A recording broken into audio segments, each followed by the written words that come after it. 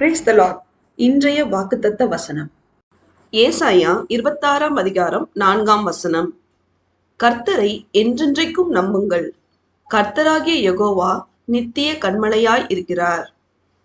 கிறிஸ்துவுக்குள் அன்பானவர்களே, நாம் அனைவரும் கர்த்தராகிய இயேசு கிறிஸ்துவை எப்பொழுதும் எல்லா நேரத்திலும் எந்த சூழ்நிலையிலும் நம்பி ஜீவிக்க வேண்டும். சர்வ சிருஷ்டிகரான கர்த்தராகிய யெகோவா என்னும் உன்னதமானவரே நமக்கு எல்லா நேரத்திலும் நிலையான கன்மலையாய் இருப்பார். கர்த்தரை நம்பி இருக்கிறவர்கள் என்றென்றைக்கும் அசைக்கப்படாமல் நிலைத்திருப்பார்கள். பிரியமானவர்களே, நாம் ஆண்டவராகிய இயேசு கிறிஸ்துவின் மீது விசுவாசம் உள்ளவர்களாய் இருந்து அவருடைய மகா பரிசுத்தமுள்ள நாமத்தை துதித்து மகிமைப்படுத்துவோமாக. தேவன் நம் அனைவரையும் ஆசீர்வதிப்பாராக. ஆமேன்.